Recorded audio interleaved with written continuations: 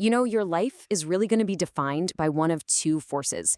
It's either a dream that's so big it just conquers all your fears, or a greed that's so dark it completely consumes you. Today, we're going to explore those two very different paths. One, well, it leads to greatness, and the other, to total destruction. So let's just start right there with the big question. What actually defines the path you're walking? Is it some grand vision that you're chasing with everything you've got, or is it something else entirely? We're about to explore two starkly different answers to that very question. Okay, so first up, we're going to look at the incredible power of a driving dream, an ambition that fuels you, makes you resilient, and turns every failure into just another stepping stone. But then we're going to shift gears and look at a much darker path, a real cautionary tale of how that same drive can curdle into a greed that just destroys everything in its wake. And this quote, man, it just nails the whole idea of that first path. It's all about finding a purpose, a mission that is so powerful it literally eclipses your fears. We're not just talking about having a goal here, we're talking about a vision that pulls you forward no matter what gets in your way. It becomes your guiding light, your absolute North Star. So, how do you actually walk this path of greatness? Well, it all starts with a huge shift in how you look at ambition, and maybe even more importantly, how you look at failure. It's not about trying to avoid mistakes. It's about learning how to fail constructively. And Denzel Washington, he just perfectly illustrates this mindset. He calls it falling forward. Think about that. The idea is that every single setback, every failure, it's not a retreat. It's actually a step forward. You're not falling back where it's safe. You're falling towards your goal. And in the process, you get to see exactly what you're going to hit next. Building this kind of resilience, it isn't about being fearless, not at all. It's about acting in spite of your fear. Just look at these principles. Embracing failure, that just means you get that it's a sign of progress, not defeat. And persisting through chaos, that's about having this unwavering faith in your vision, even when you can't see 2 feet in front of you. It all comes back to that core idea of falling forward. Okay, check out this number, 2,600. That is how many times the baseball legend Reggie Jackson struck out. It is the most in the entire history of the sport. But do we remember him for the strikeouts? Of course not. We remember him as Mr. October, the guy who hit the massive home runs. Now that is a perfect example of falling forward. But here's the thing, right? A dream on its own, it's just a wish. And this quote is a great reminder that you have to anchor that massive vision with real, concrete goals and disciplined, everyday action. That's the real difference between just being a dreamer and being an achiever.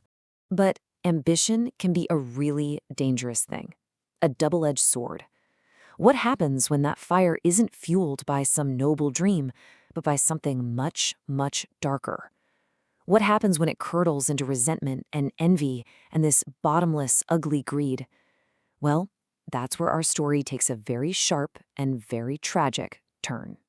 And to really understand this darker path, we've got to look at this tragic story from the village of Pauri and Uttarakhand. I mean, it is a chilling, real-world case study of what happens when that drive for more is replaced by a desperate, all-consuming greed.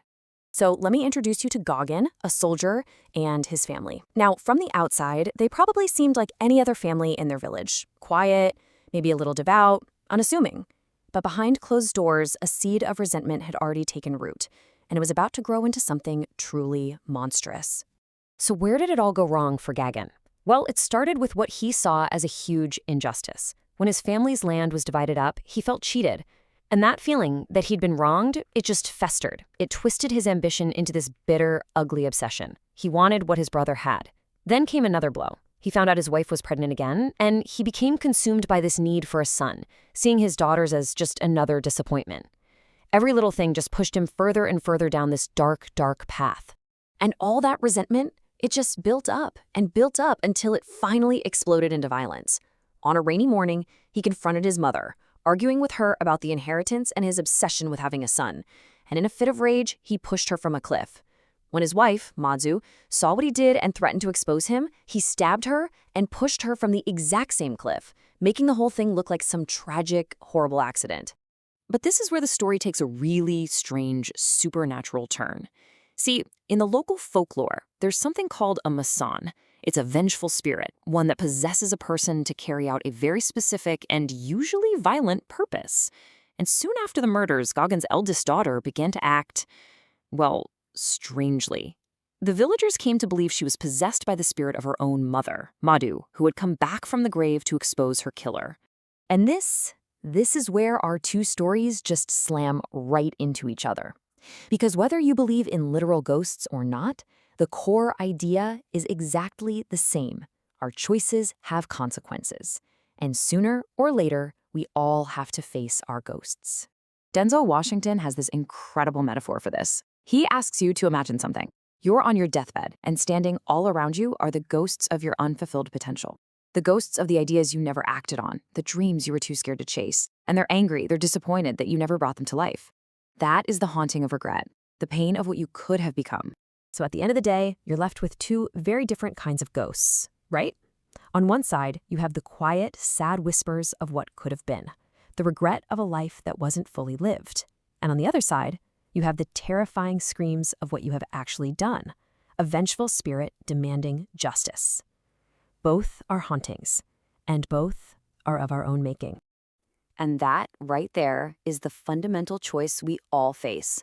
Are you going to build a life of purpose, one that embraces failure and is always striving for something greater?